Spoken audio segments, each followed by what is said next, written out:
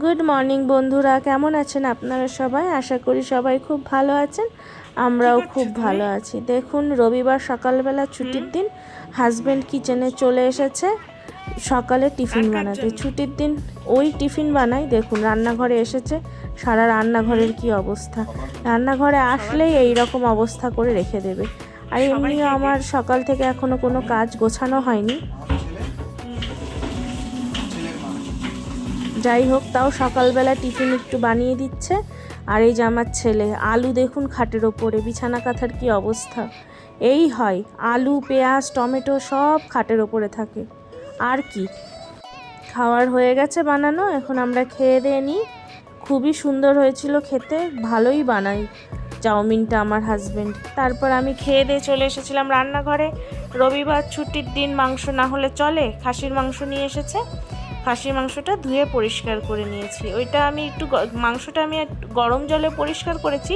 গরম জলে খাসির মাংস পরিষ্কার করলে কি হয়, পরবর্তীতে সেদ্ধ হতে সুবিধা হয়। আমি এটা একটুখানি সর্ষের তেল আর হলুদ দিয়ে মাখিয়ে খানিকক্ষণ রেখে দেবো। খানিকক্ষণ মানে কি 2 ঘন্টা রেখে দিলে ভালো হয়, কিন্তু আমি মানে আমার কাছে অতটা টাইম ছিল না, সেই জন্য আমি আধ ঘন্টা কি 45 মিনিট আমি সাইড করে ঢেকে রেখে দেবো। তার মাঝখানে এখানে মশলা করে নিই। এখানে 750 গ্রাম মতো মাটন আছে। আমি এখানে 3টে মিডিয়াম সাইজের পেঁয়াজ নিয়ে নিয়েছি, এটা কুচি কুচি করে কেটে নিচ্ছি। আজকে আমি পেঁয়াজ ভাজা ছাড়া সামান্য তেল দিয়ে মাংসটাকে ঝোল বানাবো না, কষা কষাই বানাবো। দেখুন কিভাবে বানাই। আমি একটা মিক্সিং জার নিয়ে নিয়েছি, তার মধ্যে আমি মশলা বানিয়ে নেব। তার জন্য আমি একটু রসুন নিয়ে নিলাম, কাঁচা লঙ্কা, আদা, যেরকম বেসিক যে মশলাগুলো লাগে মাংসের জন্য সেইগুলোই আমি নিয়ে পেস্ট করে নেব।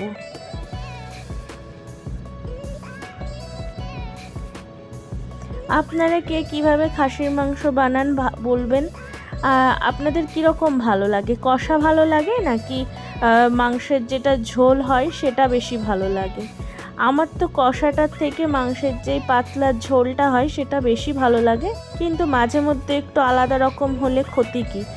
দেখুন, একটা কড়াইয়ে আমি মাংসটাকে ট্রান্সফার করে দিয়েছি। তার মধ্যে আমি যে মশলাগুলো করে রেখেছিলাম সেইগুলো দেব। এর মধ্যে আমি পেঁয়াজগুলো এই যে ছাড়িয়ে ছাড়িয়ে দিয়ে দেব। আর সবকটা পেঁয়াজই দিয়ে দেব, কাঁচা পেঁয়াজই। তারপরে যে মশলাটা করে রেখেছি সেইটাও দিয়ে দেব। তার আগে আমি জিরের গুঁড়ো দিয়ে নিয়েছি, সামান্য জিরের গুঁড়ো, একটুখানি এলাচ, দারচিনি গোটা, গোলমরিচ, সব যেগুলো শুকনো মশলা সেইগুলো দিয়ে দিই। তারপরে আমি পেস্ট করা মশলাটা দিয়ে দেব। এখানে সামান্য সর্ষের তেল দিয়ে আমি এটা হাতে করে ভালো করে মাখিয়ে নেব। এখানে আমি হলুদ আর একটুখানি কাশ্মীরি রেড চিলি পাউডার কালারের জন্য দিয়ে দেব। আর সামান্য তো আপনাদের স্বাদ অনুযায়ী লবণ দিয়ে দেব। দিয়ে ভালো করে হাতের সাহায্যে সুন্দর করে মেখে নেব। এটা কিন্তু মাখার ওপরেই নির্ভর করছে মাংসটা।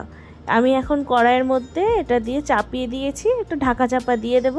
খানিকক্ষণ পরে কড়াইটা তুলে এটা ভালো করে নাড়াচাড়া করে আমি একটা টমেটো কুচিও দিয়ে দেব। টমেটো কুচি দেওয়ার পরে সুন্দর করে টমেটোটা মাংসের সাথে সুন্দর করে আমি মিশিয়ে দেব। মিশিয়ে খানিকক্ষণ আবার ঢাকা চাপা দিয়ে দেব, যতক্ষণ না জল বেরোতে থাকবে।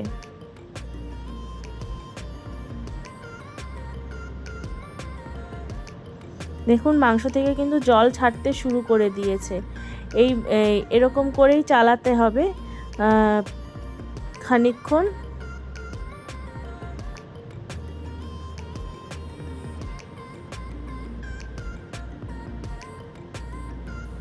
এখান থেকে পুরো মাংসের জলটা কিন্তু ছেড়ে গিয়েছে।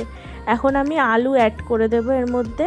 আমি ভেজে নিইনি আলু, আপনারা চাইলে ভেজেও নিতে পারেন, কিন্তু আমি এখানে কাঁচা আলুটাই ব্যবহার করছি।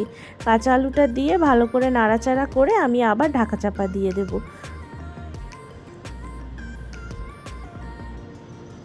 এই রকম করে আজকে দিয়ে আমি 2বার বানাচ্ছি। সত্যি বলছি, ভীষণ সুন্দর লাগে খেতে মাংস।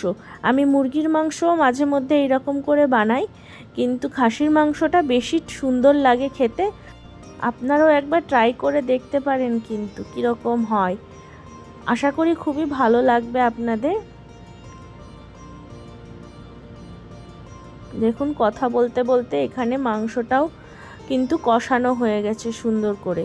ওইখান থেকে মাংস থেকে তেল ছেড়ে দিয়েছে। আলুগুলোও কিন্তু খানিক সেদ্ধ হয়ে গেছে, মাংসটাও সেদ্ধ হওয়ার কাছাকাছি চলে এসেছে। এবার আমি এখানে ফুটন্ত গরম জল অ্যাড করে দেব।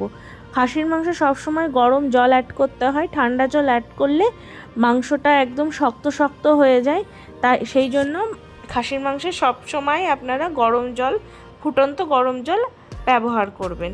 আমি পুরোটাই এটা কড়াইতে করব, প্রেশার কুকার ইউজ করব না। দেখুন এখানে আমি কাঁচা লঙ্কা কটা চিড়ে দিয়ে দিয়েছি, আর সামান্য একটু লবণ দেব, যেহেতু আমার মাংসে একটু লবণটা কম হয়েছিল, তাই সামান্য একটু লবণ দিয়ে আমি এবার ঢাকা চাপা দিয়ে রান্না করব। যতক্ষণ না সেদ্ধ হবে ঢাকা চাপা দিয়ে রান্না করব। এখানে আমার মাংসটাও সেদ্ধ হয়ে গেছে আর আলুটাও সেদ্ধ হয়ে গেছে। আমি আর একটু খানিকক্ষণ বিনা ঢাকায় রান্না করব, আর নামানোর আগে সামান্য একটু গরম মশলা দিয়ে নামিয়ে দেব। সত্যি খুবই সুন্দর খেতে হয়েছিল। এই যে আমাদের রবিবারের দুপুরের খাবার রেডি, সাদা ভাত আর খাসির মাংস। মাংস হলে আর কিছুই লাগে না, আমার হাজব্যান্ডের কারোরই কিছু লাগে না। আমার ছেলের জন্য একটু ডাল করে দিয়েছিলাম, ব্যাস, আমাদের আর কিছু লাগবে না। আচ্ছা, আপনাদের রবিবারের মেনুতে কি ছিল আমাকে জানাবেন কেমন। আমরা যাই আজকে এই খাবারটা খেয়ে নিই, আবার দেখা হবে আপনাদের সাথে পরবর্তী ব্লগে। আজকের মতো এইটুকু, টাটা।